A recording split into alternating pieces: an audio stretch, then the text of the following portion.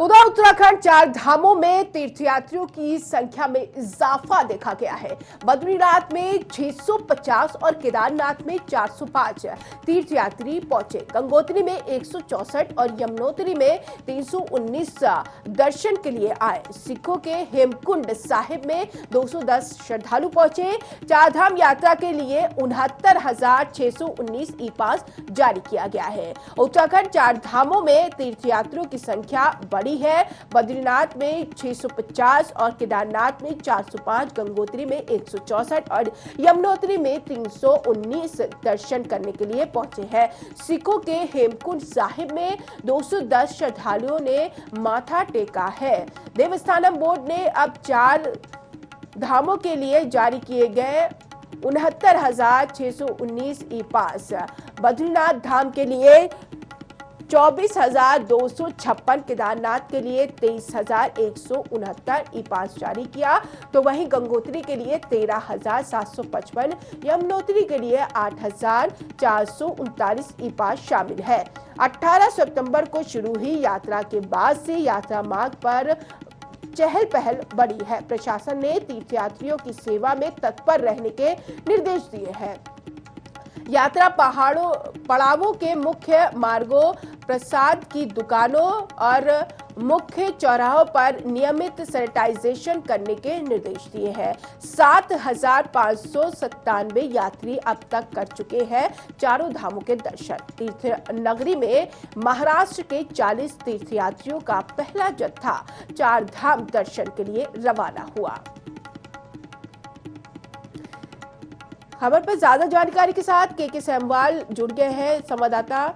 के सेमवाल, अगर बात किया जाए चार धाम यात्रा में शामिल होने वाले तीर्थयात्रियों की, तो किस तरीके से इजाफा देखा जा रहा है और प्रशासन का इंतजाम उनके तहत कैसा देखा जा रहा है?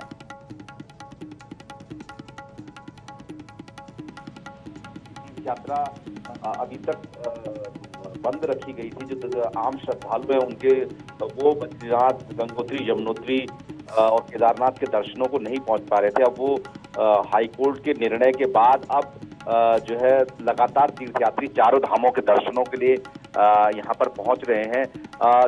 लगातार तीर्थ यात्रा बढ़ रही है और अब तो यात्रा का आलम ये है कि जो रजिस्ट्रेशन से अधिक तीर्थयात्री पहुंच जा रहे हैं। और एक पहलू ये भी है कि केदारनाथ आने वाले कुछ श्रद्धालुओं को बगैर रजिस्ट्रेशन के पहुंचने के कारण उनको बिना दर्शन के ही वापस जाना पड़ा था। तो जो स्थानीय लोग भी हैं उनकी जो मांग है कि देश के अन्य धार्मिक स्थलों में जिस तरह से छूट दी गई, उसी तरीके से जो बद्रीनाथ, केदारनाथ, गंगोत्री, यमुनोत्री आने वाले श्रद्धालु हैं उनकी भी संख्या की जो पाबंदी लगाई है उसको और अधिक बढ़ाया जाए, जिससे कि अधिक संख्या में श्रद्धालु यहाँ पर दर्शनों को आ पाएं। व्यवस्थाओं की बात अगर करें तो प्रशासन की तरफ से शासन प्रशासन की तरफ से जारी की गई कोरोना गाइडलाइन और जो हाईकोर्ट के दिशा निर्देश है उनके अनुसार यात्रा करवाई जा रही है। सैनिटाइजेशन और अन्य जो कोरोना से बचाव के सभी उपाय किए गए हैं। तो जैसे जैसे अभी पहला सप्ताह है ये यात्रा शुरू होने का, तो बड़ी संख्या में श्रद्धालु जो है धामों में पहुंचने लगे हैं। और चूंकि मौसम भी हालांकि सड़कों को लेकर के अभी भी आज अगर की बात करें तो बद्रीनाथ धाम पहुंचने वाली सड़क में मलबा आने के कारण रोड बाधित हो गई थी और जो श्रद्धालु थे वो जो बद्रीनाथ राजमार्ग पे फंस गए थे। लेकिन जल्दी ही बीआरओ द्वारा इस जो सड़क को इसको जो खोल दिया गया और अब जो बद्रीनाथ की अगर बात करें तो बद्रीनाथ की यात्रा पुनः सुचारू रूप से जारी हो गई है। मौसम की अगर बात की आपने के सेमवाल, क्योंकि मौसम विभाग की तरफ से चेतावनी दी गई थी कि 2 दिन बरसात होगी और ऐसे में जो यात्री है वो बहुत ज्यादा अलर्ट रहे, प्रशासन भी अलर्ट हो गया था, तो किसी भी तरीके की कोई बाधा आई बीच में मौसम खराब होने के? जी बिल्कुल, जैसे कि मैंने अभी बताया कि कल भी देर रात जो है बद्रीनाथ राष्ट्रीय राजमार्ग जो है बाधित हो गया था। रात भर कल बारिश रही, उसके चलते पागल नाला एक जगह है वहां पर काफी मलबा आ जाने से जो बद्रीनाथ राष्ट्रीय राजमार्ग है वो बाधित हो गया था। लेकिन काफी मशक्कत के बाद उसको खोल दिया गया है। और इस समय की अगर बात करें तो जो तीर्थयात्री फंस गए थे, जो लोग इस रोड ब्लॉक के कारण, ऊपर से जो मलबा आया था उसके कारण जो सड़क बाधित हो गई थी, उसके कारण जो यात्रा रुक गई थी, वो अब मलबा हटा दिए जाने के बाद इस समय यात्रा पुनः बद्रीनाथ धाम की अगर बात करें तो यात्रा पुनः सुचारू हो गई है।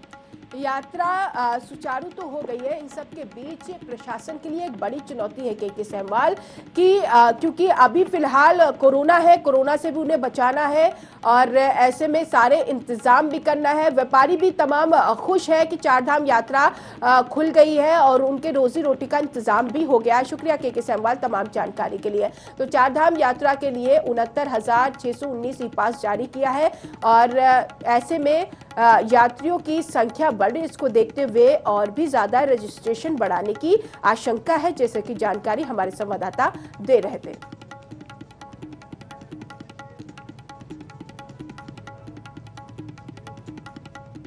उत्तरकाशी में चारधाम यात्रा शुरू होने के बाद जहां व्यापारियों में खुशी है, तो वहीं यात्रियों को परेशानियों का सामना करना पड़ रहा है। बाहरी राज्य से यात्रा करने आए यात्रियों को चेकिंग पोस्ट पर दिक्कतों से जूझना पड़ रहा है। यात्रियों का कहना है कि सरकार ने चारधाम यात्रा खोल तो दी है, लेकिन बाहरी राज्यों में इसका प्रचार प्रसार नहीं किया है, जिस वजह से यात्रियों को दिक्कतें आ रही हैं। यात्रा के लिए देवस्थानम बोर्ड की साइट पर यात्रियों का ऑनलाइन रजिस्ट्रेशन भी नहीं हो रहा है और जिसका पंजीकरण हो रहा है उन्हें धामों में जाने की अनुमति 10 से 15 दिनों के बाद मिल रही है।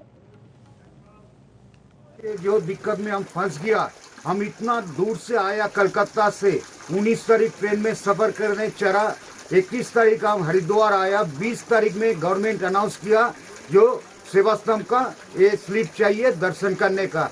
तो आप बोलिए जो 19 तारीख हम ट्रेन चढ़ा, 20 तारीख ट्रेन का अंदर है, 21 तारीख सुबह हम पहुंच गया, तो हम कैसे मालूम है सेवा स्तंभ का पेपर हम कहां से बनाएगा। हरिद्वार आके कोई साइड में इसका पूरा ब्लॉक बोलता है फुल, अक्टूबर 30 तारीख तक पूरा फुल है। तो हम इतना आदमी सब आया, इतना खर्चा करके यहाँ से क्या देख के हम वापस हो जाएगा। अभी बोलिए ये गवर्नमेंट का क्या पॉलिसी।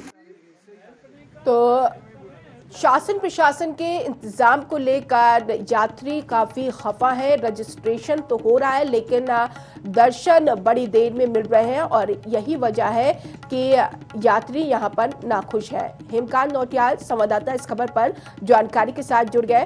हेमकांत, किस तरीके की परेशानियां यात्रियों के सामने आ रही, क्योंकि शासन प्रशासन ने दावा किया है कि तमाम इंतजाम है तीर्थ यात्रियों के लिए।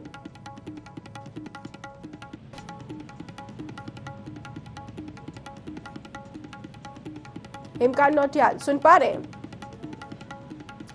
चलिए, मुझे लगता है संपर्क नहीं हो पाया, दोबारा संपर्क करेंगे, जानकारी जुटाएंगे। उत्तरकाशी में चारधाम यात्रा शुरू होने के बाद जहां व्यापारियों में खुशी की लहर है और वहीं यात्रियों में परेशानी हो रही है। बाहरी राज्यों से यात्रा करने आने वाले यात्रियों को चेकिंग पोस्ट पर दिक्कतों से जूझना पड़ रहा है। यात्रियों का कहना है कि सरकार ने चारधाम यात्रा तो खोल दी है, लेकिन बाहरी राज्यों में इसका प्रचार प्रसार नहीं किया, जिस वजह से यात्रियों को दिक्कतों का सामना करना पड़ रहा है। देवस्थानम बोर्ड की साइट पर यात्रियों का ऑनलाइन रजिस्ट्रेशन भी नहीं हो रहा है और जिसका पंजीकरण हो रहा है उन्हें धामों में जाने की अनुमति 10 से 15 दिनों के बाद मिल रही है।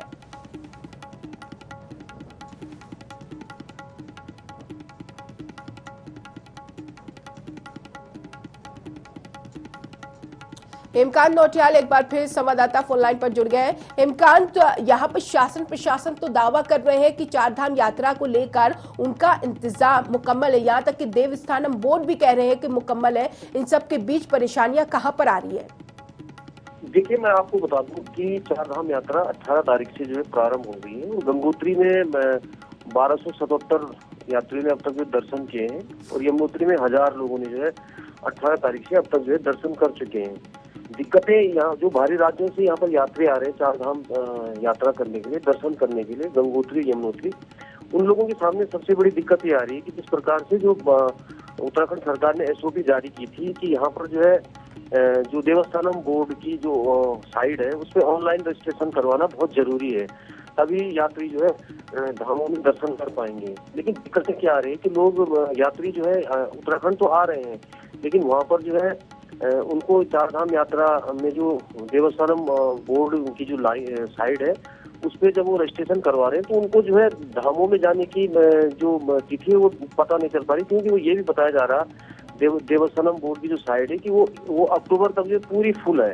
तो यात्री यहाँ पर आ जरूर रहे हैं लेकिन धामों के दर्शन वो नहीं कर पा रहे हैं, जिसके चलते जो चेकिंग पोस्ट बनाए गए हैं पुलिस के द्वारा या शासन प्रशासन के द्वारा, वहाँ पर उनको दिक्कतें आ रही है क्योंकि उनके पास ऑनलाइन रजिस्ट्रेशन नहीं है, जिसके कारण उनको धामों में जाने की अनुमति नहीं मिल रही है। तो क्या हेमकांत, जिस तरह से यात्री आरोप लगा रहे हैं कि दूसरे राज्यों में इसका प्रचार प्रसार नहीं किया गया है और यही वजह है कि यात्री पहुंच रहे तो कंफ्यूज हो रहे हैं, तो ऐसे में क्या अधूरी तैयारी रही चार धाम यात्रा को लेकर? जिस तरीके से नैनीताल हाईकोर्ट की तरफ से आदेश जारी किया गया, तुरंत खोल दिया गया, इंतजाम कुछ नहीं किया गया।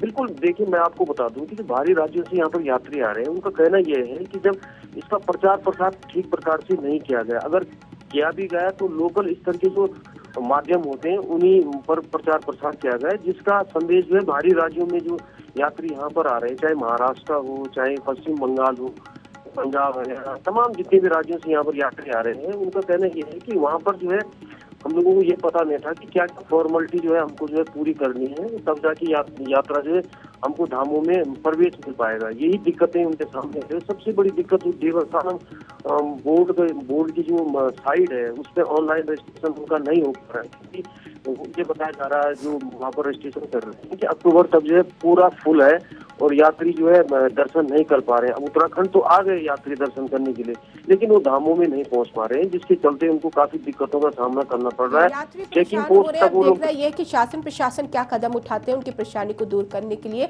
हेमकांत नौटियाल, बहुत शुक्रिया तमाम जानकारी के लिए।